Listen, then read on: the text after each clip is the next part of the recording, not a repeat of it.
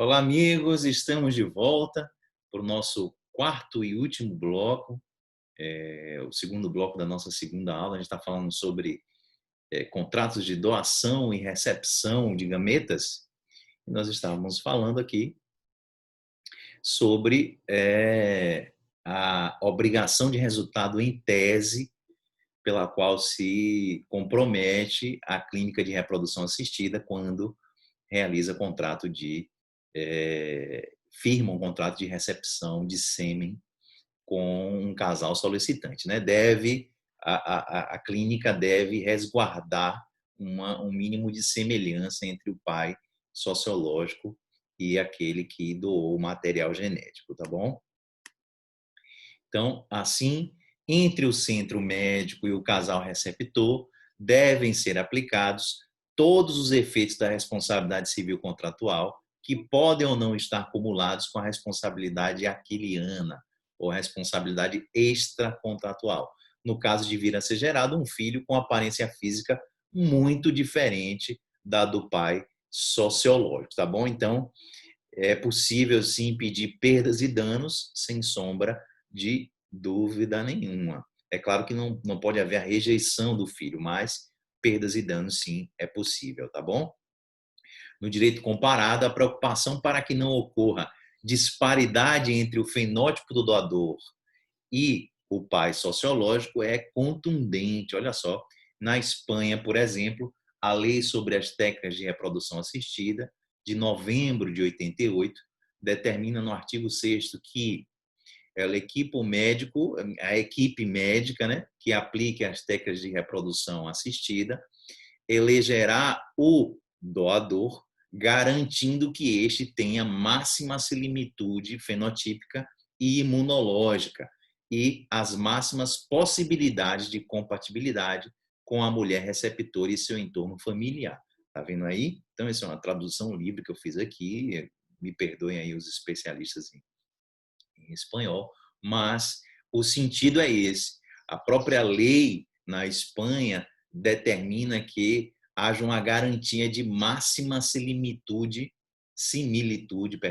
fenotípica com os pais solicitantes, tá bom? Então, olha aí.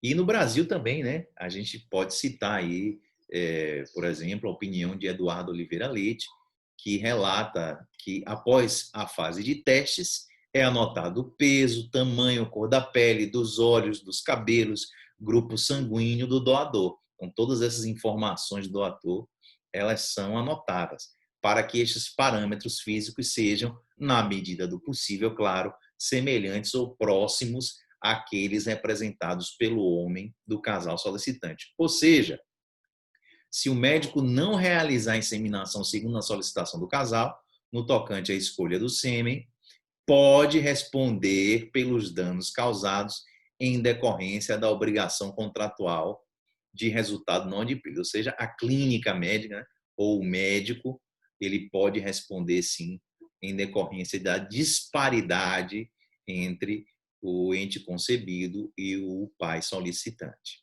Ok? Foi repetido aí.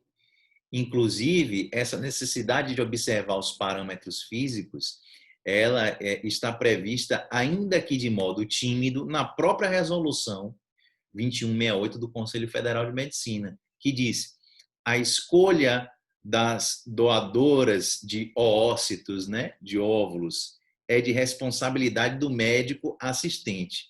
Dentro do possível, deverá garantir que a doadora tenha a maior semelhança fenotípica com a receptora.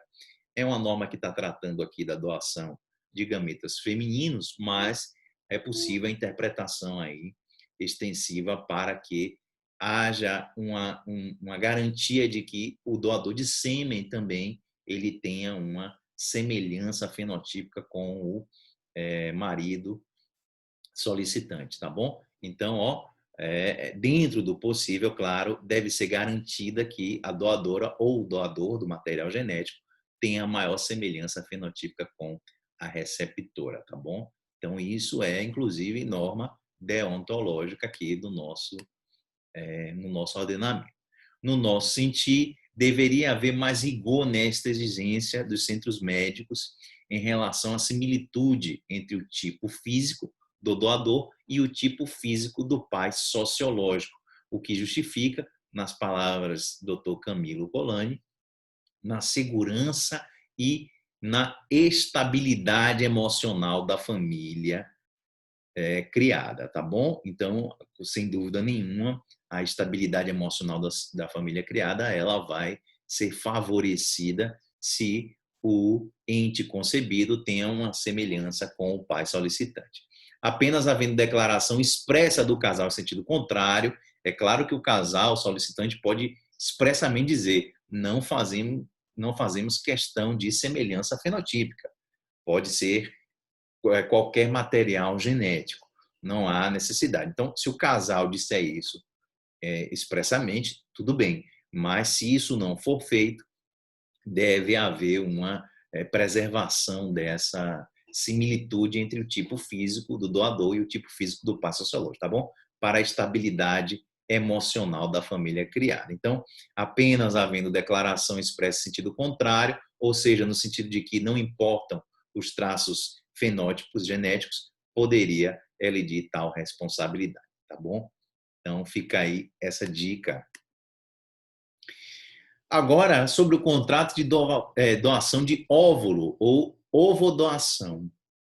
Contrato de doação de óvulo ou ovodoação. O conceito é similar ao que a gente viu sobre a doação de sêmen. A doação de óvulos é o processo de reprodução assistida, no qual uma mulher fértil permite que seus óvulos sejam coletados após estimulação ovariana e utilizados por uma mulher infértil, denominada de receptora, para que a receptora, possa engravidar por fertilização in vitro. Os óvulos doados são inseminados fora do corpo da mulher, né, in vitro, com o sêmen do parceiro da mulher receptora. Então, nesse caso aí, o gameta que é doado é o gameta feminino. A mulher recebe um gameta feminino e nesse gameta feminino é realizada a fertilização in vitro com o material genético do seu parceiro, do seu marido, tá bom? Histórico sobre bebês de proveta, que é o caso, né, quando há essa inseminação artificial. O primeiro bebê de proveta do mundo foi a Louise Joy Brown, que nasceu em 1978 na Inglaterra. No Brasil, o primeiro nascimento de criança gerada por fertilização in vitro ocorreu em 84, que foi o nascimento de Ana Paula Caldeira, tá bom? Indicação do procedimento. Quem é que pode fazer esse procedimento? Quem é que tem indicado esse procedimento? A mulher com falência ovariana precoce, né? Menopausa precoce. Às vezes acontece da mulher entrar no período da menopausa mais cedo do que o previsto, chamada menopausa precoce, ou quando existe alto risco de transmissão de doença genética para a prole. Então, via de regra, são esses dois os motivos para a adoção da doação de óvulo. A idade limite para a doação de gametas, como a gente já afirmou, inclusive, é de 35 anos para a mulher e de 50 anos para o homem. Então, a mulher tem um prazo menor aí para fazer a doação de gametas, se ela tiver interesse, e o homem tem um prazo maior, tá bom?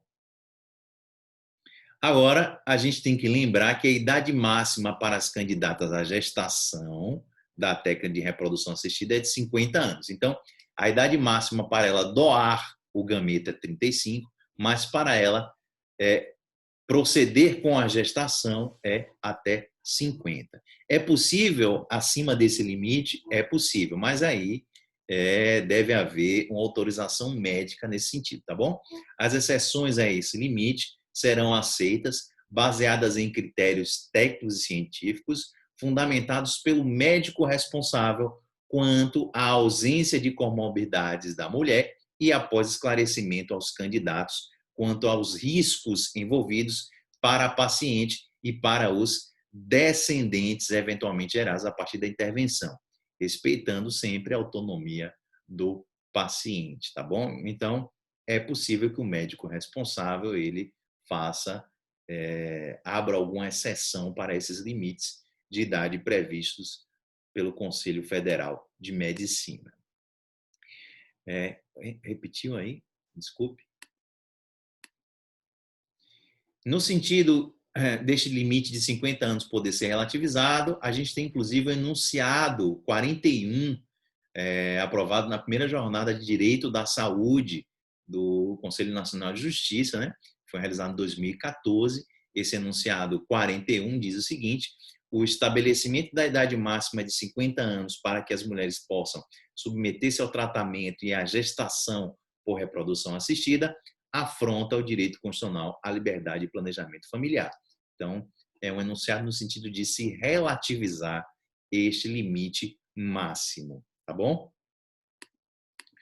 Na sequência, e no mesmo sentido, a jurisprudência também tem admitido a relativização dessa idade máxima, como, por exemplo, nos autos do processo aí mencionado na tela de vocês, em que o TRF da Primeira Região negou o recurso interposto pelo Conselho Regional de Medicina de Minas Gerais, que opôs, né, um recurso contra a decisão que, em antecipação de tutela, proibiu de atuar, né, um médico para impedir a realização de fertilização in vitro em uma mulher com mais de 50 anos. Então, o Conselho Regional de Medicina ele pretendia a proibição da atuação de um médico que queria realizar esse procedimento de fertilização in vitro para uma mulher de mais de 50 anos. Ou seja, o TRF1 acabou por permitir a reprodução assistida em mulher acima da idade prevista pelo Conselho Federal de Medicina. Então, está aí, excepcionalmente, é possível. O contrato de doação de óvulo, meus amigos e minhas amigas, é prática diretamente ligada à cultura e à normatização do país. Vejam só, a Alemanha, que é liberal em diversos sentidos, na Alemanha a doação de óvulos não é permitida, enquanto em outros lugares da Europa ela é permitida com anonimato dos doadores. Na França, Grécia, Hungria, Itália, Polônia, Portugal, Eslovênia, Bélgica, Espanha.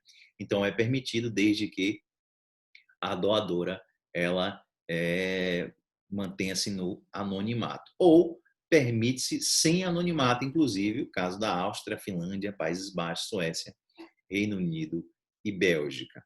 Tá bom? Uma pesquisa realizada pelo European Society for Human Reproduction and Embryology, então é a Sociedade, né, de Reprodução Humana Europeia, ela fez uma pesquisa em 63 centros realizando doação de óvulos, né? 63 centros que realizavam a doação de óvulos, em 11 países europeus, e encontrou as seguintes diferenças substanciais. Olha só, na França, apenas deve haver o reembolso das despesas comprovadas, tá bom? Então, na França, apenas o reembolso das despesas comprovadas é fornecido. Isso foi uma pesquisa em relação a vários aspectos da doação de óvulo, um deles relativo à remuneração, a possibilidade de remuneração ou não. E na França, se entende que é possível o reembolso apenas em relação às despesas que a doadora teve. Já em Portugal, paga-se um valor aproximadamente de 600 euros por tentativa, né? No Reino Unido, paga-se a quantia fixa de 750 libras, fornecida para cobrir quaisquer perdas financeiras decorrentes da doação. Na Espanha, o montante fixo, quando foi realizada a pesquisa, era algo em torno de 900 euros. Nos Estados Unidos, a indenização à doadora deve estar em conformidade com o relatório do Comitê de Ética da Sociedade Americana para a Reprodução Médica, tá bom? Então, nos Estados Unidos, a indenização à doadora, chamada de indenização, né, não de pagamento, está de acordo com o que dispõe a Sociedade Americana para a Reprodução. O comitê determina que a compensação monetária do doador deve refletir o tempo, a inconveniência e as demandas físicas, emocionais e riscos associados à doação de óvulos. Deve-se minimizar a possibilidade de indução indevida de doadoras e sempre evitar a sugestão de que o pagamento seria feito pelos óvulos. Então, deve ficar claro que não é um pagamento feito pelos óvulos, mas sim uma espécie de indenização pela inconveniência a qual se submete, né, aquela doadora de óvulos. Regra geral, as agências, né, as clínicas que selecionam óvulos de potenciais doadoras ganham, em média, o valor de $4.350, ao passo que as doadoras recebem, em média, o valor de $5.200. Os valores variam de acordo com as características genéticas, fenótipos e comportamentos da doadora, tá bom? Nível de escolarização, enfim, algumas características. E nós temos, meus amigos, alguns projetos de lei aqui no Brasil que tratam sobre o tema. Eu mencionei para vocês, nas aulas passadas, que a gente necessita, no Brasil, de termos lei em sentido estrito que trate sobre esses contratos de reprodução assistida. E nós temos alguns projetos tramitando que eu selecionei aqui para vocês, tá bom? Então, tá aí mencionado na tela para vocês. Projeto do deputado José Carlos Araújo sobre o conhecimento da paternidade, projeto de lei 4864 de 2004. Temos o projeto de lei que cria o programa de reprodução assistida ao SUS, está aí um projeto de lei importantíssimo, tá bom? Projeto de lei da número 5624 de 2005. Também temos um projeto de lei já de 2008, 3067, que tratando sobre pesquisa com células tronco, lembrando que a gente já tem a nossa lei de biossegurança tratando sobre o tema, então deve ser alguma coisa complementar à nossa lei de biossegurança, tá bom? Também nós temos uma legislação tramitando, um projeto de lei de 2010, a deputada Dalva Figueiredo, tratando sobre o uso de sêmen pós-morte. Recentemente, no Fantástico, teve um caso relatado sobre uma mãe, uma viúva, que gostaria de realizar este procedimento em relação ao o procedimento de reprodução assistida usando o material genético do seu ex-marido, do decujus. E havia uma discussão, essa iniciativa da viúva foi parar na justiça, porque, regra geral, deveria haver um consentimento prévio expresso nesse sentido por parte do decujus, autorizando, né, o uso do material no caso de falecimento. É, inclusive, uma disposição que pode vir, que deve vir, né, uma sugestão aí, uma disposição contratual nesse sentido, a possibilidade de utilização ou não do material genético pós-morte.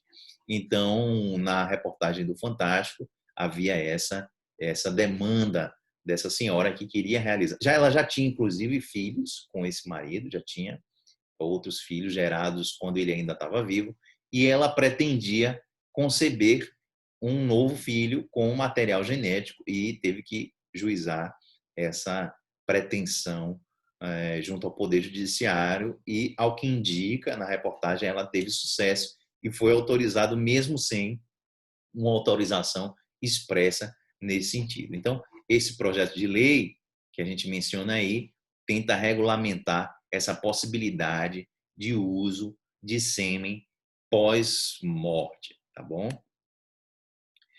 A gente também tem a lei sobre pacientes com câncer, que diz respeito também de alguns aspectos da reprodução assistida. Projeto de lei, eu estou falando de projeto de lei, viu, meus amigos? Eu falei lei, mas é tudo projeto de lei. Também sou número 4892 de 2012, de deputado Eleusis Paiva, tratando do Estatuto da Reprodução Assistida. Tem mais? Tem mais, sim. A gente tem também outro projeto chamado Lei da Reprodução Assistida, de 97, ó, esse já é mais antigo. Na verdade, eu inverti aqui, né? O slide inverteu. Os projetos de lei mais recentes vieram na frente, mas não tem problema aí não. Na hora de disponibilizar o slide, eu faço a inversão para vocês.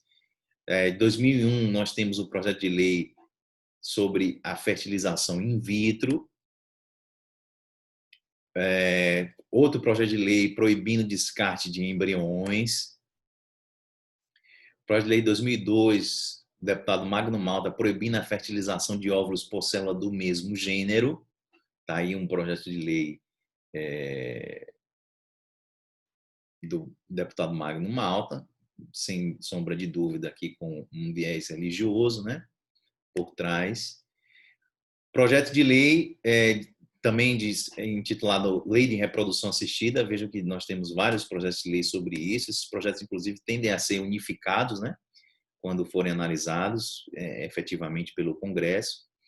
Projeto de lei 2000, de 2003, chamada Lei da Reprodução Assistida também. Então, são vários projetos aí com este tema. E um projeto de lei, por fim, do deputado Roberto Pessoa, que vai versar sobre a possibilidade de identificação ou não dos doadores, os limites para a identificação ou não dos doadores, tá bom? Amigos, nós chegamos aí ao final dessa nossa aula de doação de gametas. Espero que vocês tenham gostado dessas duas aulas que a gente deu. Nós vamos ter um tema para, enfim, bater um papo e tirar dúvidas pessoalmente, que está previsto aí para a nossa pós-graduação, mas já deixo aqui o meu muito obrigado para o professor Alessandro e para a Universidade Católica do Salvador, como desde já, né, assim, o meu agradecimento realmente fraterno por essa oportunidade. Espero que vocês tenham gostado e eu aproveito já para deixar aqui o contato, meu contato no Instagram é o @MarceloTimbó, @MarceloTimbó. Então, vocês podem me mandar uma mensagem, inbox, um direct pelo Instagram, que eu responderei com o maior prazer. Se eu souber, se eu puder ajudar, ajudarei a vocês. Então, vão lá, adiciona aí Marcelo Timbó, manda uma mensagem, se for o caso. E lembrando também, mais uma vez, do nosso curso de contratos. Você da Católica, você tem esse curso aí disponível na biblioteca de vocês. Ele é edição esgotada, né? Felizmente é edição esgotada, mas ele está aí disponível para vocês. É um curso sobre contratos, sobre teoria geral e sobre contratos típicos. Ele não tem disposição sobre esses contratos que vocês estão vendo aqui na pós-graduação, mas tem muita disposição interessante sobre a teoria geral dos contratos, que pode ser muito útil para vocês na realização destes pactos. Porque a teoria geral, como a gente sabe, ela funciona não só para regulamentar, para disciplinar os contratos típicos, bem como serve para os contratos atípicos. Tá bom? Eu vou ficando por aqui. Um grande abraço. Fiquem com Deus e contem comigo aí para o que vocês quiserem, tá bom? Até daqui a pouco, quando a gente vai poder se ver em outros encontros, com certeza esses encontros vão rolar. Grande abraço, meus amigos, e fiquem com Deus, tá bom? Até mais. Tchau, tchau. Grande abraço a todos. Valeu.